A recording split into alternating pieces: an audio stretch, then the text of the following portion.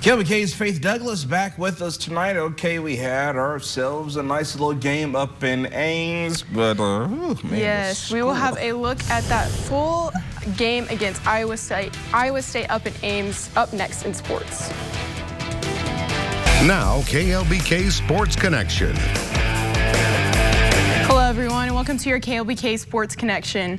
Texas Tech men's hoops took on Iowa State tonight in Ames for another on-the-road Big 12 matchup. This time tonight, Pop Isaacs and Daniel Bacho suited up with them on the court. Here in the first half, Caleb Grill for Iowa State will get things rolling for the Cyclones. And he goes on to hit some back-to-back threes. Pretty far out from the arc as well, giving Iowa State an early lead, 14-8. Senior Davion Harmon responds with a floater here, and he will get the two. Harmon will go on to be Tech's high point tonight with 14 points. And this next play, this guy right here for the Cyclones, Gabe Kauscher, will hit a buzzer beater three just before halftime, giving Iowa State a 19-point lead at half. Kauscher goes on to score 25 points total for the Cyclones. Iowa State comes out after half and runs away with this game, winning 84-50, beating Tech by the largest margin of victory in Big 12 play this year so far. Switching over to the Lady Raiders, they are hosting the second-ranked Big 12 team, the Oklahoma Sooners, tomorrow night at the USA. The Sooners are 12-2 overall, and they are coming off of a win over Iowa State, 82-79. Their overall high point this season has been Maddie Williams, who averages 16.2 points per game. But in the game against Iowa State, the Cyclones held her to 6 points.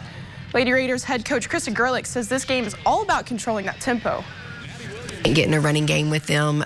They certainly like to shoot the basketball very quickly and get up and down. And so our transition defense is going to have to really be on point. We're going to have to do some things on offense to control the pace even. You know, our shot selection needs to be fantastic and really, really smart to not put ourselves in situations where we're on our heels if we don't score it. So I think it's going to be a very much of a mental game for us of understanding our game plan and following it and not getting caught up in how quick they want to play.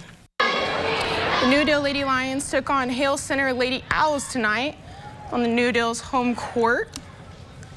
In the second half, Reba Holloway for Hale Center will sink a three, and they trail 22-15 in the third quarter. Macy Burkhead for the New Deal gets inside for two, and they lead at the end of the third. And Lorena Espinoza for the Lady Owls sticks with it after this play. She gets the rebound, and she will get the bucket, too. Later in the fourth, both teams get into some foul trouble, but Lady Lions going to win this one tonight, 44-37. Shortly after, the boys' New Deal Lions took on the Hale Center Owls tonight. Brennan Burtonette will get things started, and he will get this putback for the Owls as they get their first points on the board, 2-zip. Next up for Hale Center, Trey Coleman gets a dunk putback, and they keep the lead. And then on the other end of the court, Jason Brazil for New Deal puts it back up for two. Lots of putbacks tonight. The New Deal Lions took the win tonight, 83-50. Switching from some players to some coaches here, Texas Tech football coach Emmett Jones is expected to accept a wide receiver's position at Oklahoma. Jones was a wide receiver coach at Kansas from 2019 through 2021 before returning to Lubbock to join Joey McGuire's staff. This will be Jones's first coaching position in the SEC, as OU has already made arrangements to leave the Big 12 in the 2023 season. Lots of movement in football rosters happening right now, but former Coronado High School's quarterback Sawyer Robertson just announced he is transferring from Mississippi State to Baylor Bears. Okay, well, a little bit closer to home down in Waco. For sure. Good for him. Thanks, Faith. We'll be right back.